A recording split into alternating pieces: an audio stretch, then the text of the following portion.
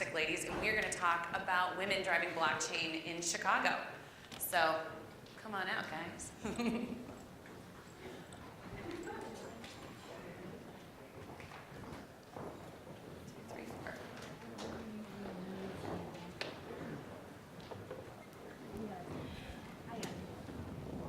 4. Okay.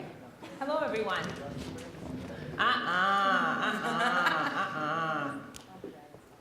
Hello, everyone. All right, that's much better. All right, so good evening, everyone. I am C.M. Winters, and I'm a librarian with the City Colleges of Chicago, as you can see.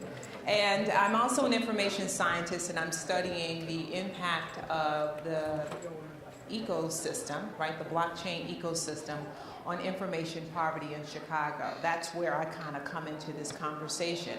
So when we talk about the ecosystem, you know, I'm a teacher, so here we go, you ready? So when we talk about the ecosystem, we're talking about these 8 elements of like currency, developer tools, sovereignty, fintech, value exchange, shared data, authenticity, and then of course there's this section called other. So joining me today are 3 women who are leading our city's blockchain ecosystem. And first we have Holly, who is with FinTech and KH Connection. Yes.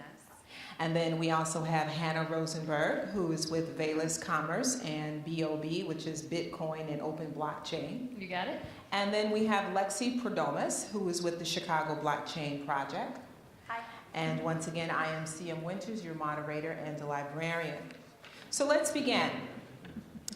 Now, I think a lot of times the word passion is kind of overused, right? So, you know, and I'm going to tell you guys, I'm not really chatty. Okay, yes I am. I'm a preacher's daughter, so just bear with me in that. I'm not going to ask you guys for an offering, but if you catch the Holy Ghost, I might.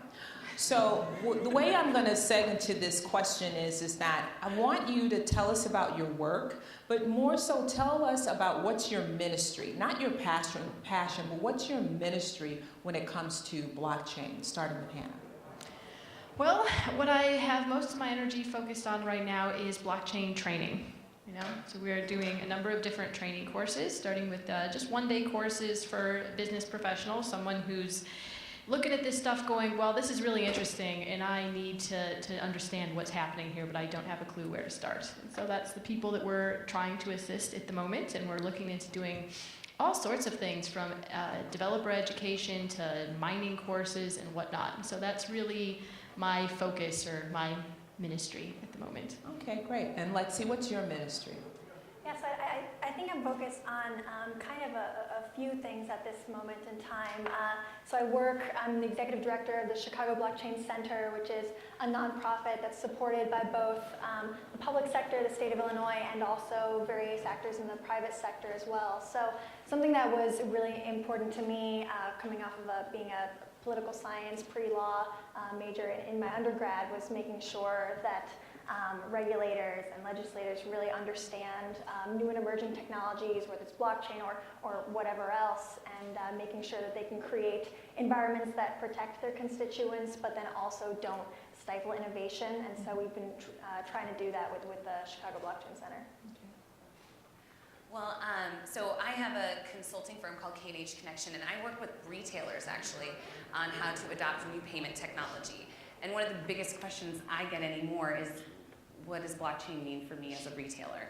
And right now, it's kind of pie in the sky for them. They don't understand it. They're built on legacy systems. They don't know where to begin. So a lot of what we're doing is education and kind of helping them think through, if you are having fraud issues, security breaches, think about adopting a new technology. Think about building on the blockchain and what it can do for you. So a lot of what I do in my day-to-day is really kind of evangelizing to retailers.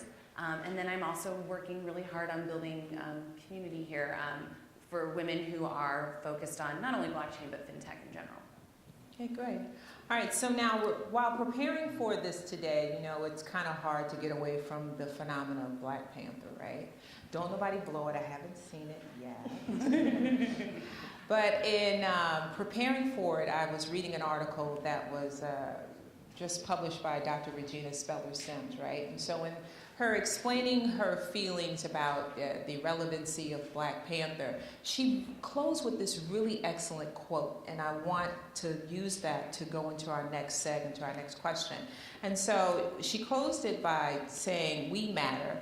Despite mediated messages that suggest otherwise, this film affirms we've always mattered." So today's dialogue, I would like for it to go through that prism and talk about how women have always mattered in technology, as opposed to talking about the you know, kind of the downside, you know, because that can get a little tough. And I've got a daughter that's, you know, totally into tech, and I can assure you I'm training her a little bit differently how to deal with chauvinism. And, you know, I teach her to punch and fight back, by the way. So what I want to know is that when we talk about women in technology, how do you know your work matters? I think you need diversity of thought to build a good product. I mean, if you're just doing anything in a silo, it's not going to be the best that it can be. I think it just comes down to you need different perspectives. You know, it's not even just about, you know, it's not even just about people feeling left out. To me, it's a matter of if you're a company and you do not have an audience, you're not working with a team that looks like your end user, you're kind of in trouble because you're not addressing their needs. Oh, can you say that again for the people in the back? Not Tim in the back, because Tim gave me power for my phone. But say that again. If you don't have on your team what? If you do not have a team that looks like your end users, you're missing a big opportunity. Did you guys hear that? That Everyone is but so Tim. important. That is really good. Thank you. That's a quotable. Yeah, well, I kind of stole that from my friend Colleen Wilson. She evangelizes that all the time, so I do have to give credit where credit is due. Then you've made me happy again, because now you have used proper citation. All right. I do know who I'm on stage with. Lexi, how do you know that your work matters? Yeah, just piggybacking off a little bit of what Holly said, I think it's so important to recognize that a lot of the end users, just like you said, who are going to be using products, it's, you know, half the population are females. So how can you possibly, you know, discount their contributions from the development perspective? And I think something that's really interesting, and just I've been kind of become a lot more interested in like the history of women in technology, especially since my little sister, she's a computer science major, and just all of the stories that she's told me from, you know, being supported by various women in her classes and kind of coming together with that common thread, is that throughout history, like 50, 60 years ago at IBM, for example, it was originally like computer science and like computing was thought to be like a female job for whatever reason. And so there's this, and it's actually like, you know, piggybacking off that in technology, but also in the sciences. Like Marie Curie is known as being the first female to win a Nobel Prize for science, but she was also the first person to win 2 Nobel Prizes, which I think is really interesting. So just historically, there's no basis that women and their contributions, whether it be in whatever STEM or technical fields, don't matter. In fact, they've been integral to some of those initial really, really important and formative and foundational developments. So why should that be any different today? And just to inform on your remark when you were talking about earlier, it was seen as data, you know, Right. more of a woman's job, Right. and that had a lot to do with the secretarial field and women using typewriters. And so that was part of that crossover of that gender speculation. Right. And we're going to come back to that thought in just a second. Right. Hannah? Well, actually, I kind of want to piggyback on top of that. That's a thought. lot of piggybacking. I know. Go ahead. Collaborative. I lived in Australia for 5 years, and it was really interesting to me because they're really very similar cultures. But some things, like we see a lot of people say, oh, this is a man's job or a woman's job, and they just assume that there's some sort of biological component behind that. And in some cases, like, you know, maybe firefighter or something, perhaps there is. But in general, I don't think there is. It was so interesting to look at 2 different cultures and see things like property management in Chicago is like pretty much a man's job. And I worked in real estate, and I went to Australia, and they put me straight into property management because that is a woman's job there. And to just get that complete flip And you just realize how much these things sometimes are just completely culture. I mean, everyone there knew that was a woman's job. Of course it was, you know? So that was just really, really interesting and eye-opening, that experience. But back to your question of how do I know my work matters, and the only thing I can say is when you see it be effective, you know? When you get feedback from people, and so as far as like running the meetup, when I run the meetup, I think it's kind of like my job I stand in the front and like say hi to everyone who looks confused and lost when they walked in. You know, that's my job, to like put that friendly face on there. And you get a lot of people sometimes will tell me, oh, you know, it was so good to come out to your meetup because I was so scared I hadn't been out to one of these things before, and you guys were so nice and so welcoming. And so I think things like that, when you get those experiences, for me, that's when it's like awesome. You know, I've been making an impact, and that's really cool. All right, so I have a bit of a boomerang question because I did kind of tell them up front what the 3 questions were. But let me ask you this. So when we talk about how do you know that your work matters, do you feel that at this stage in the game, are you being compensated for what you're worth? Or how do you make that demand? Or is it irrelevant at this point? It's hard to say because there's so many different things going on. First of all, it's blockchain stuff, and it's so new that, you know, a lot of people work in this space for a long time without getting paid, you know, for a long time before So they everybody's do. not getting paid. Yeah, and so there's so many different factors that it's hard to say. And then sometimes, like, I have to say that my experience in Chicago and blockchain have been pretty positive. But there's some things that sometimes it's not what things that people do, it's what things that people don't do. So you can't really measure the invitations that you didn't get, you know? And so that's, I don't really know how to quantify it, and sometimes I try not to worry about it too much and just keep carrying on with what I'm doing, you know?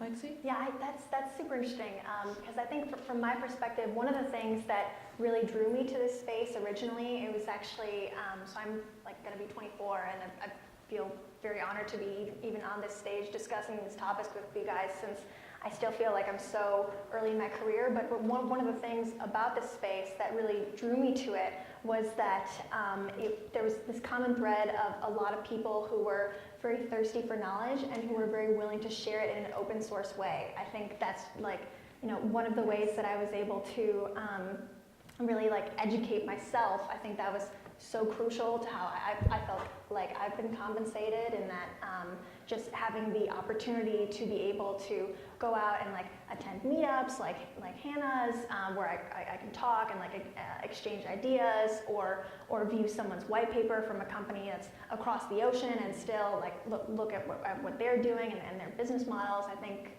that to me has been compensation enough, and just being able to have the opportunity to like you know, develop myself and just seek out and obtain that knowledge. Oh, I run my own company. I don't pay myself, so that's my own fault. No, I'm kidding. No, really, I think it's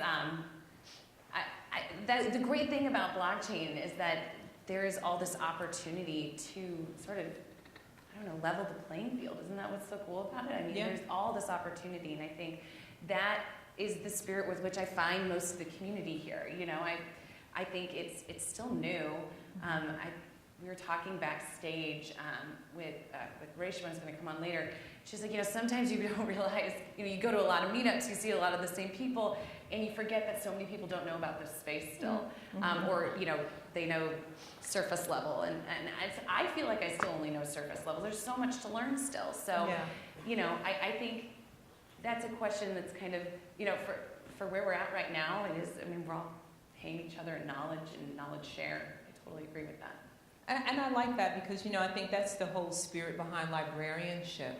It's just that exchange of information, and it's supposed to be free, you know. So it kind of bothers me sometimes, and I don't want to gossip, but I was part of this one crypto group, and the guy was like selling his so-called artificial intelligence for like $2,500 or something, right? And it was cryptocurrency, and I was kind of almost tempted, and then my companion was like, are you crazy? And then sure enough, it kind of all fell apart, right? And it kind of, to me, it goes into that whole underlying platform is like, how can we claim to be a part of an ecosystem that the whole base is about decentralization, Yeah. and then come into that space and then behave so centralized. And it's almost kind of like a maybe we should come up with like a 10 commandments, you know what I'm saying? Like, these are certain things that we're just not gonna happen. Like on Black Twitter, they had this thing like in Wakanda, and like all these funny things, like in Wakanda, there's like no sugar on grits and things of that nature, right? So I'm like, so you're like, in blockchain, there should be like these 10 commandments of certain things that we just don't do. And one of them should be, we should not behave so centralized in a decentralized platform, right? Yeah. All right, so closing out this conversation about, you know, the challenges of being a woman in technology, and especially here in Chicago, I have two other questions, and then we'll, hopefully there'll be time for the audience, is when you look at the landscape of Chicago, and it is undoubtedly, you know, perhaps, you know, it is a very segregated city. How do you see your outreach into the ecosystem going past Michigan Avenue or past Hyde Park or past Damon Avenue? How does your ministry work in that way? Well, so I run the meetup, and that's, we hold most of our meetups sort of on the north side of the city and near downtown. You get a certain sort of crowd there. But also, like, I'm the admin on a Facebook group, and then there's Twitter, and so there's lots of these different, like, online communities that tend to be, like, geographically a little bit different or a little bit dispersed there. And so I think always just try to be present on all of those communities. I'm very busy, I can't be everywhere in the city, but, you know, just try to be present on those online communities to reach as many different groups of people as possible. So that's how I try to keep an awareness of that and make sure it's reaching as many people as possible. In your outreach? You know, I think a lot of it is, I think there's sort of a fear of the unknown when it comes to these groups. I mean, I was super nervous for my first blockchain event. I thought people were going to know I knew nothing, and sure enough, they did. But it didn't matter, you know? Like, it didn't matter because They should get everyone's t-shirts learning. like, I know nothing. Yeah, basically when I walked in and I was like, what am I supposed to know? But that's the thing. I think a lot of, I think you just have to do, I mean, Hannah's a great example. She's very good at welcoming people to her events. She's good about responding to people. And I think that's all that any of us can do to help grow this, right? Mm-hmm. So I think it's putting yourself out there. I mean, I always joke that I'm the most well-caffeinated person in Chicago because I go to a lot of coffee. So people are like, do you want to meet up? I'm like, sure. So I think that's all we can do. You can just be there when someone asks to meet. If it seems like, you know, there's a genuine interest, meet them, talk to them. And that means that now I feel so ashamed because Hannah knows what I'm about to say. So Hannah and I have been trying to connect and talk about these crazy ideas. I love thinking innovatively. So I have to go on the record that if I was a dude and I was trying to date her, I've blown her off so many times that I'm pretty sure she would just give me the middle finger. But you know what I'm saying? She'd be really frosty towards me. But Hannah knows that I'm good for a cocktail and a steak dinner, and we're going to talk about something fantastic that we'd like to bring to the City Colleges of Chicago that I'd like to propose, and talking about helping to stretch that outreach and talk about blockchain development and things of that nature. So now let's go back to talking about being women, right? Now, I'm more of a womanist than I am a feminist. I think very egalitarianly about being a woman. I do. I think there's something special about me, us.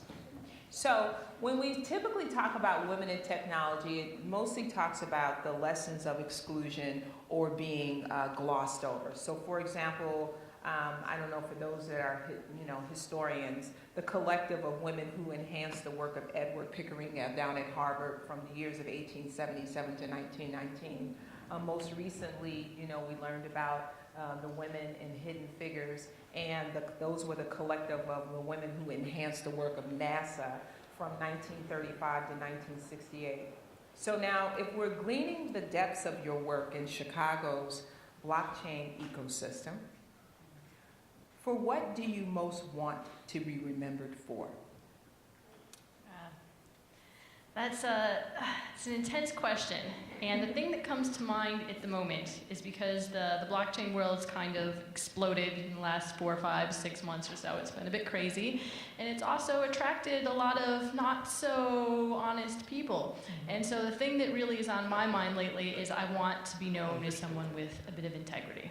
Right, and I don't want to be one of those people with the crazy YouTube videos. Come look at my Lambo.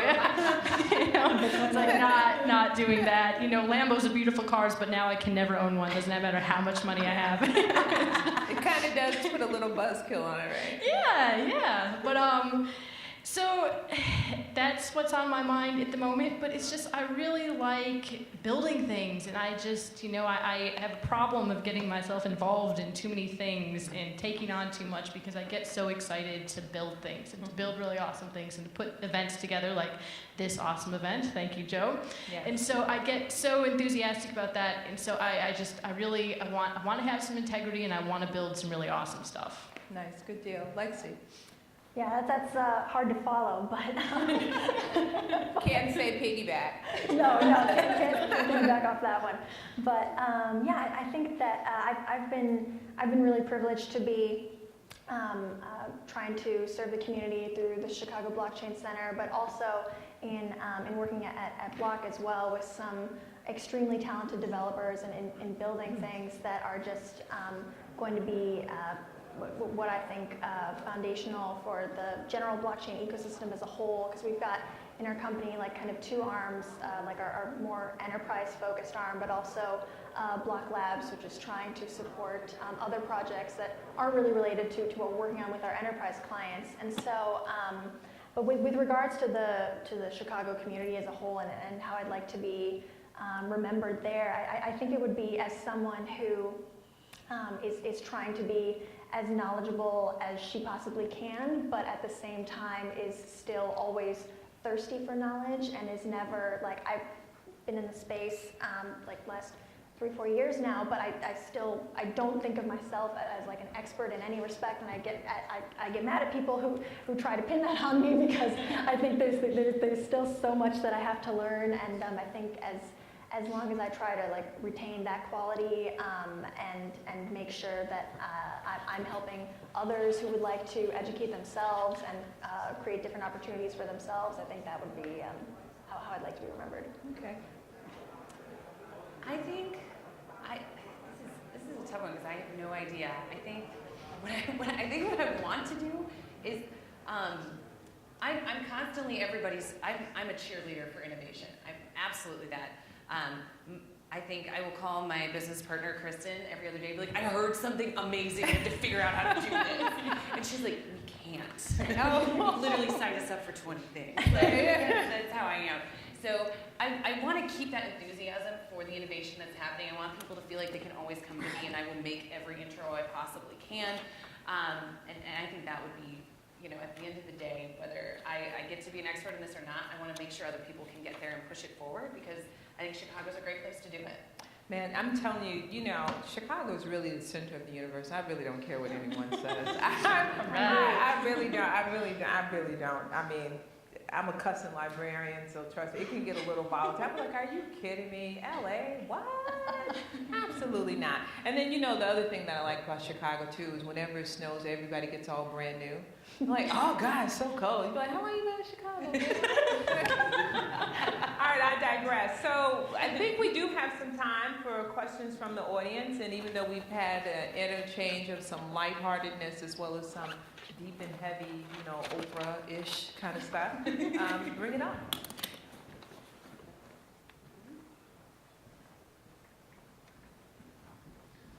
Hi, I would like, my name is Andre Nogueira. I am a PhD at the Institute of Design, so looking at from a design perspective.